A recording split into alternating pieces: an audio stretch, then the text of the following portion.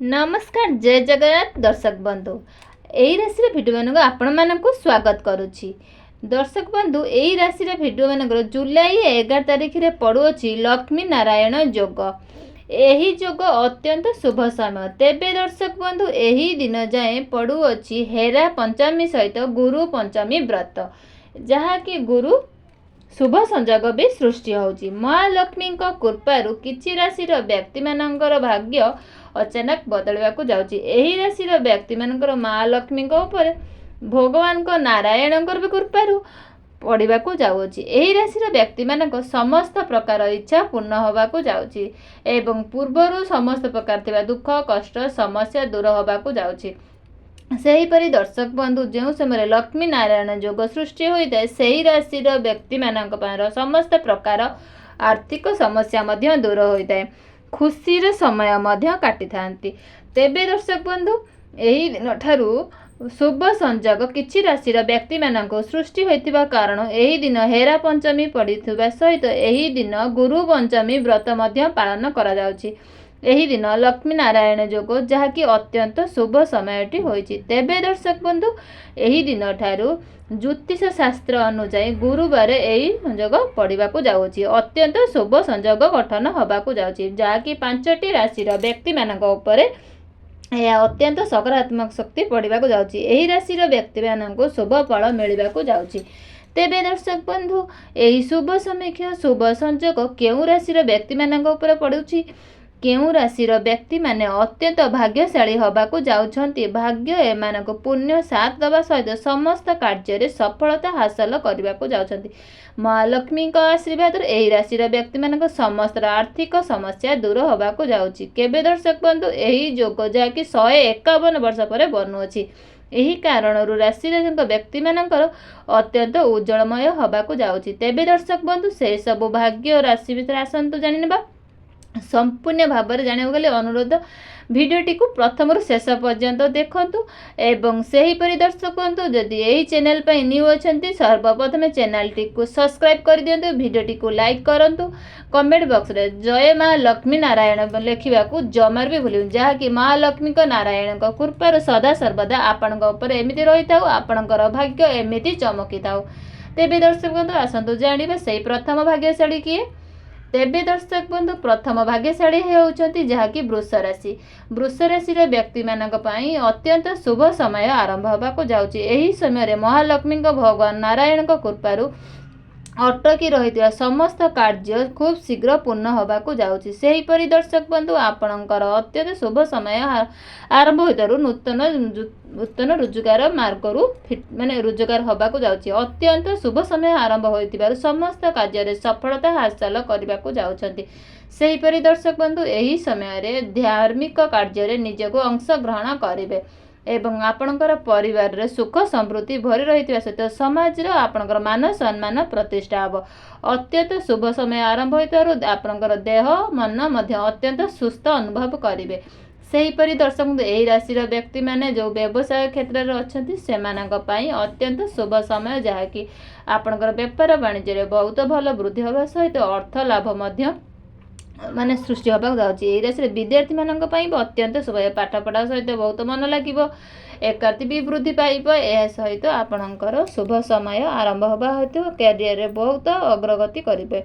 एही राशि व्यक्ति मानक जो माने चाकरी करिसेंती सेमानकर शुभ समय आरंभ होइथिबारु सेमानक दरमा वृद्धि सहित संभावना सहित कौनसी अन्य जगह मध्य बदली होबार अत्यंत जुग रही। तेबे दर्शक बंधु कहू रखुछि आपणक पई लक्ष्मी नारायण योगटी अत्यंत शुभदायक होबा सहित एही दिन गुरु पंचमी व्रत सहित हेरा पंचमी पड़िथिबा सहित आपणकर भाग्य अचानक भाव में चमकिबा सहित आपणकर महालक्ष्मी नारायण कृपा दृष्टि मध्य रहिबाकू जाउछि। तेबे दर्शक आपणकर राशि होता है निश्चित माँ लक्ष्मी को निश्चित भाव में जय माँ लक्ष्मी लिखापी जमारू भी भूलिबे नहीं। तेबे दर्शक द्वितीय भाग्य राशि होउचंती जहाँकि मिथुन राशि।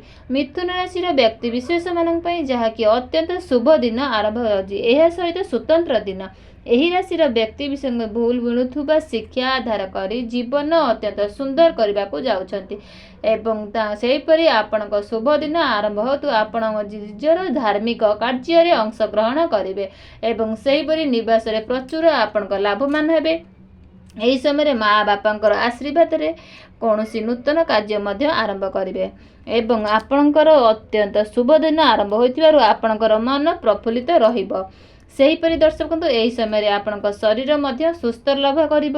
ବ୍ୟବସାୟରେ ମଧ୍ୟ ଆପଣଙ୍କର ଶୁଭ ଦିନ ଆରମ୍ଭ ହେବାକୁ ଯାଉଛି, ଯାହାକି ଆପଣଙ୍କର ବ୍ୟବସାୟରେ ବହୁତ ଭଲ ବୃଦ୍ଧି ହେବା ସହିତ ଅର୍ଥ ଲାଭ ମଧ୍ୟ ହେବ। ସେହିପରି ଦର୍ଶକ ବନ୍ଧୁ ଯଦି ପୂର୍ବରୁ କୌଣସି କୋର୍ଟ କଚେରୀ ମାମଲା ଲାଗି ରହିଥିଲା ତାହା ଏବେ ଆପଣଙ୍କ ଅତ୍ୟନ୍ତ ଶୁଭ ସମୟ ଆରମ୍ଭ ହେବାକୁ ଯାଉଛି। ଏହି ସମୟରେ ପ୍ରଭୁ ଲକ୍ଷ୍ମୀ ନାରାୟଣଙ୍କର ଆଶୀର୍ବାଦ ରହିଥିବାରୁ ସବୁଆଡ଼େ ଆପଣଙ୍କର ମାନ ସମ୍ମାନ ସୁଖ ସମୃଦ୍ଧି ମଧ୍ୟ ପାଇପାରିବେ। ତେବେ ଦର୍ଶକ ବନ୍ଧୁ ଏହି ରାଶିଟି ଯଦି ଆପଣମାନଙ୍କର ହେଇଥାଏ ସହାନୁଭୂତିରେ ଆପଣ ଜୟ ମା ଲକ୍ଷ୍ମୀ ନାରାୟଣ ବୋଲି ଲେଖିବା ପାଇଁ ଜମାରୁ ବି ଭୁଲିବନି। ତେବେ ଦର୍ଶକ ବନ୍ଧୁ ଆସନ୍ତୁ ତୃତୀୟ ଭାଗ୍ୟଶାଳୀ ରାଶି କିଏ? ତେବେ ତୃତୀୟ ଭାଗ୍ୟଶାଳୀ ହେଉଛନ୍ତି ଯାହାକି କନ୍ୟା ରାଶି। କନ୍ୟା ରାଶିର ଲୋକମାନଙ୍କ ପାଇଁ ଯାହାକି ଅତ୍ୟନ୍ତ ଶୁଭ ଦିନ ଆରମ୍ଭ ହେବାକୁ ଯାଉଛି। ଏହି ରାଶିର ବ୍ୟକ୍ତିମାନଙ୍କ ପାଇଁ ଅତ୍ୟନ୍ତ ଶୁଭ ଦିନ ଆରମ୍ଭ ହେବାକୁ ଯାଉଛି। ସମସ୍ତ ପ୍ରକାର ଲକ୍ଷ୍ୟ ଆପଣଙ୍କୁ ସଫଳତା ହେବାକୁ ଯାଉଛି। ସମାଜରେ ଆପଣଙ୍କର ମାନ ସମ୍ମାନ ମଧ୍ୟ ବୃଦ୍ଧି ହେବାକୁ ଯାଉଛି। ଏହି ସମୟରେ ଦାନ ପୁଣ୍ୟରେ ନିଜ ନିୟୋଜିତ କରିବେ। ଭବିଷ୍ୟତ ପାଇଁ ନିଜ ଅତ୍ୟନ୍ତ ଶୁଭ ସମୟ। ନିବେଶରେ ଆପଣଙ୍କର ମାନ ମାଲାମାଲ ମଧ୍ୟ ହୋଇପାରିବେ। ସେହିପରି ଦର୍ଶକ ବନ୍ଧୁ ଶୁଭ ସମୟ ଚାଲିଥିବାରୁ ମା ଲକ୍ଷ୍ମୀଙ୍କ କୃପାରୁ ଆପଣଙ୍କର ଆର୍ଥିକ ସ୍ଥିତି ମଧ୍ୟ ବହୁତ ଭଲ ମଜବୁତ ରହିବ। ଏହି ରାଶିର ବ୍ୟକ୍ତିମାନେ ଚାକିରି କ୍ଷେତ୍ରରେ ରହିଛନ୍ତି ସେମାନଙ୍କ ପାଇଁ ଅତ୍ୟନ୍ତ ଶୁଭଦାୟକ ରହୁଛି, ଯାହାକି ପଦ ଉନ୍ନତି ହେବାର ଯୋଗ ରହିଛି। କ୍ୟାରିୟରରେ ଅଧିକ ସଫଳତା ମଧ୍ୟ ଆପଣଙ୍କର ହାସଲ ପାଇବାକୁ ଯାଉଛନ୍ତି। ସେହିପରି ଆପଣଙ୍କର ଶୁଭ ସମୟ ଆରମ୍ଭ ମନ ଅତ୍ୟନ୍ତ ପ୍ରଫୁଲ୍ଲ ରହିଥିବା ଶରୀର ଅତ୍ୟନ୍ତ ଭଲ ରହିବ। ଦିନ ଗୁରୁ ପଞ୍ଚମୀ ପଡ଼ୁଥିବା ହେତୁ ଆପଣମାନେ କ'ଣ କରିବେ, ଯଦି ଆପଣଙ୍କର ଏହି ରାଶିଟି ନିଶ୍ଚିତ ହୋଇଥାଏ ସହାନୁଭୂତିରେ କମେଣ୍ଟ ବକ୍ସରେ ନିଶ୍ଚିତ ଜୟ ପ୍ରଭୁ ଲକ୍ଷ୍ମୀ ନାରାୟଣ ଲେଖିବା ପାଇଁ ଜମାରୁ ଭୁଲିବେ। ଯାହାକି ଆପଣଙ୍କ ଲକ୍ଷ୍ମୀ ନାରାୟଣଙ୍କ କୃପା ଦୃଷ୍ଟି ଆପଣଙ୍କର ସଦା ସର୍ବଦା ଏମିତି ରହିଥାଉ। ଆପଣଙ୍କର ଭାଗ୍ୟ ସଦା ସର୍ବଦା ଏମିତି ଚମକୁଥାଉ। ତେବେ ଦର୍ଶକ ବନ୍ଧୁ ଆସନ୍ତୁ ଜାଣିବା ସେ ଚତୁର୍ଥ ଭାଗ୍ୟ ରାଶିରେ କିଏ? ତେବେ ଦର୍ଶକ ବନ୍ଧୁ ଚତୁର୍ଥ ଭାଗ୍ୟ ରାଶି ହେଉଛନ୍ତି ଯାହାକି ବିଛା ରାଶି। ବିଛା ରାଶିର ଯାହାକି ଲୋକଙ୍କ ପାଇଁ ଅତ୍ୟନ୍ତ ଶୁଭ ସମୟ ଆରମ୍ଭ ହେବାକୁ ଯାଉଛି। ଏହି ରାଶିର ଅଟକି ଯାଇଥିବା ସମସ୍ତଙ୍କର କାର୍ଯ୍ୟ ଖୁବ୍ ଶୀଘ୍ର ପୂର୍ଣ୍ଣ ହେବାକୁ ଯାଉଛି। ସେହିପରି ଦର୍ଶକ ବନ୍ଧୁ ଆପଣଙ୍କର ପୂର୍ବରୁ ଅଟକି ଯାଇଥିବା ଧନ ମଧ୍ୟ ମିଳିବାକୁ ଯାଉଛି। ସେହିପରି ଆପଣଙ୍କର ଶୁଭ ଦିନ ଆରମ୍ଭ ହୋଇଥିବାରୁ ଆପଣ ବିଳାସ ସମୟରେ ଜୀବନ ଅତିବାହିତ କରିବା ପାଇଁ ଯାଉଛନ୍ତି। ଏହି ସମୟରେ ଆପଣଙ୍କ ଶରୀର ମଧ୍ୟ ଅତ୍ୟନ୍ତ ସୁସ୍ଥ ଅନୁଭବ କରିବେ। ସେହିପରି ଦର୍ଶକ ବନ୍ଧୁ ଆପଣଙ୍କର ପରିବାରରେ ଲାଗି ରହିଥିବା କଳି ମଧ୍ୟ ଦୃଷ୍ଟିବାକୁ ଯାଉଛି, ଯଦି ଆପଣମାନଙ୍କର ପରିବାରରେ ସୁଖ ସମୃଦ୍ଧି ଭରିବାକୁ ଯାଉଛି। ସେହିପରି ଆପଣଙ୍କର ଅତ୍ୟନ୍ତ ଶୁଭ ସମୟ ଆରମ୍ଭ ହୋଇଥିବାରୁ କର୍ମକ୍ଷେତ୍ରରେ ଆପଣ ସଫଳତା ହାସଲ କରିବାକୁ ଯାଉଛନ୍ତି। ଏହି ରାଶିର ବ୍ୟକ୍ତିମାନେ ଯେପରି ବେପାର ବାଣିଜ୍ୟ ମାନେ କରୁଛନ୍ତି ସେମାନଙ୍କ ପାଇଁ ଅତ୍ୟନ୍ତ ଶୁଭ ସମୟ ଆରମ୍ଭ ହେବାକୁ ଯାଉଛନ୍ତି। ଆପଣଙ୍କ ପାଇଁ ଅତ୍ୟନ୍ତ ଶୁଭ ସମୟ ଆରମ୍ଭ, ଯେହେତୁ ଯାହାକି ଆପଣଙ୍କର ନିଜ ପସନ୍ଦର ମନ ପସନ୍ଦର ଚାକିରି ବି ମଧ୍ୟ ମିଳିପାରେ। ଏହି ରାଶିର ବ୍ୟକ୍ତିମାନଙ୍କୁ ରୋଜଗାର କରିବା ପାଇଁ ମହାଲକ୍ଷ୍ମୀଙ୍କର ନୂତନ ମାର୍ଗ ଦେଖାଇବାକୁ ଯାଉଛନ୍ତି। ସେହିପରି ଦର୍ଶକ ବନ୍ଧୁ ଆପଣଙ୍କ ଅତ୍ୟନ୍ତ ଶୁଭ ସମୟ ଆରମ୍ଭ ହୋଇଥିବାରୁ ଆପଣ ନିଜର ପରିବାର ସହିତ କୌଣସି ଦୂର ତୀର୍ଥ ସ୍ଥାନ କରିବାର ଅତ୍ୟନ୍ତ ଯୋଗ ରହିଛି। ତେବେ ଦର୍ଶକ ବନ୍ଧୁ କହି ରଖୁଛି ଆପଣଙ୍କ ପାଇଁ ଏହି ଲକ୍ଷ୍ମୀ ନାରାୟଣ ଯୋଗ ଅତ୍ୟନ୍ତ ଶୁଭଦାୟକ, ଯାହାକି ମହାଲକ୍ଷ୍ମୀଙ୍କର ଭଗବାନ ନାରାୟଣଙ୍କ କୃପାରୁ ଆପଣଙ୍କ ଭାଗ୍ୟ ପରିବର୍ତ୍ତନ ହେବାକୁ ଯାଉଛି। ଏବଂ ଆପଣ ତେବେ ଦର୍ଶକ ଆପଣଙ୍କୁ ଯଦି ଏହି ରାଶିଟେ ହୋଇଥାଏ ଆପଣ ଶ୍ରଦ୍ଧାର ସହିତ ଲକ୍ଷ୍ମୀ ନାରାୟଣ ଲେଖିବା ପାଇଁ ଜମାରୁ ବି ଭୁଲିବେନି। ଆସନ୍ତୁ ଜାଣିବା ପଞ୍ଚମ ରାଶିଟି କିଏ? ପଞ୍ଚମ ଭାଗ୍ୟ ରାଶିଟି ହେଉଛି ଯାହାକି ଧନୁରାଶି। ଧନୁରାଶିର ବ୍ୟକ୍ତିମାନଙ୍କ ପାଇଁ ଅତ୍ୟନ୍ତ ଶୁଭ ଦିନ ଆରମ୍ଭ ହେବାକୁ ଯାଉଛି। ଏହି ସମୟରେ ଆପଣଙ୍କର ସମସ୍ତ କାର୍ଯ୍ୟରେ ଅତ୍ୟନ୍ତ ସଫଳତା ହାସଲ କରିବେ ଏବଂ ଧନୁରାଶିର ଲୋକମାନେ ଆପଣଙ୍କର ଅତ୍ୟନ୍ତ ଫଳପ୍ରଦ ହେବ।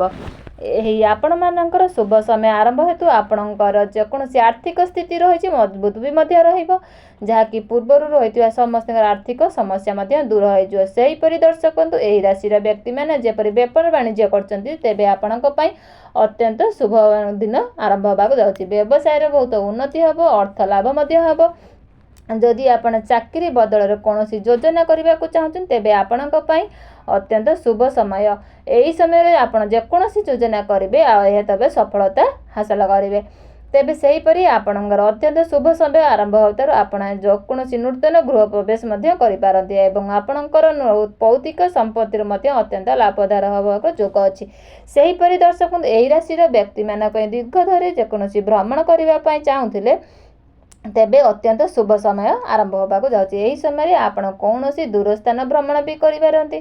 ଅତ୍ୟନ୍ତ ଯୁଗ ବି ଆପଣମାନ ରହିଛି। ଏହି ରାଶିର ଯେଉଁମାନେ ଦୀର୍ଘ ଦିନ ହେଲାଣି ନିଃସନ୍ତାନ ଥିଲେ ଆପଣଙ୍କ ପାଇଁ ଅତ୍ୟନ୍ତ ଶୁଭ ସମୟ ଆରମ୍ଭ ହେବାକୁ ଯାଉଛି। ଲକ୍ଷ୍ମୀ ନାରାୟଣ ଯୁଗ ଅତ୍ୟନ୍ତ ଶୁଭଦାୟକ ହେବାକୁ ଯାଉଛି। ମା ଲକ୍ଷ୍ମୀଙ୍କ କୃପାରୁ ସମସ୍ତ ପ୍ରକାର ଦୁଃଖ କଷ୍ଟ ସମସ୍ୟା ମଧ୍ୟ ଦୂର ହେବାକୁ ଯାଉଛି। ତେବେ ଦର୍ଶକ ବନ୍ଧୁ ଯଦି ଆପଣମାନଙ୍କର ଏହି ରାଶିଟି ହୋଇଥାଏ ତେବେ ସହନ ହୃଦୟରେ ଆପଣମାନେ ଜୟ ମା ଲକ୍ଷ୍ମୀ ନାରାୟଣଙ୍କୁ କମେଣ୍ଟ ବକ୍ସରେ ଲେଖିବାକୁ ଜମାରୁ ବି ଭୁଲିବେନି। ତେବେ ଦର୍ଶକ ବନ୍ଧୁ ଏବେ ଆସନ୍ତୁ ଜାଣିବା ଶେଷ ଭାଗ୍ୟ ରାଶିଟି କିଏ। ତେବେ ଦର୍ଶକ ବନ୍ଧୁ ସେ ଶେଷ ଭାଗରେ ହେଉଛି ମକର ରାଶି।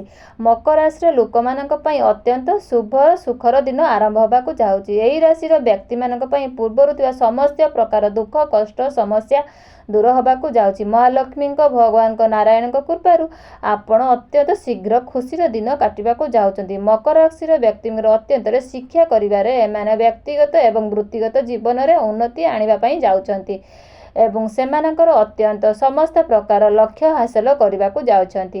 ଆପଣ ଯେକୌଣସି ପୂର୍ଣ୍ଣ ବିନିଯୋଗ ଅତ୍ୟନ୍ତ ଭାବରେ ଲାଭବାନ ହେବାର ଯୋଗ ରହିଅଛି। ଏହି ଦିନ ଆପଣଙ୍କ ଗୁରୁ ପଞ୍ଚମୀ ବ୍ରତ ଆରମ୍ଭ ହୋଇଥିବା ସହିତ ହେରା ପଞ୍ଚମୀ ପଡ଼ିଥିବା ହେତୁ ଆପଣ କାରଣ ଏହିସବୁ ଦୁର୍ଲଭ ଜୀବନ ଆରମ୍ଭ ହେବାକୁ ଯାଉଅଛି। ତେବେ ଦର୍ଶକ ବନ୍ଧୁ ଆପଣଙ୍କ ଯଦି ଏହି ରାଶିଟି ହୋଇଥାଏ ସହାନୁଭୂତିରେ ଆପଣ ଲକ୍ଷ୍ମୀ ନାରାୟଣ ଲେଖିବା ପାଇଁ ଜମାରୁ ବି ଭୁଲିବେନି। ତେବେ ଦର୍ଶକ ବନ୍ଧୁ ସେହିସବୁ ଭାଗ୍ୟ ରାଶି ଆପଣମାନଙ୍କୁ ମା ଲକ୍ଷ୍ମୀଙ୍କ ନାରାୟଣଙ୍କ କୃପାରୁ କୃପା ଦୃଷ୍ଟି ରହିଥିବାରୁ ଆପଣମାନଙ୍କ ପୁଣ୍ୟସାଥ ଦେବାକୁ ଯାଉଛି। ରହିଲି ଜୟ ଜଗନ୍ନାଥ।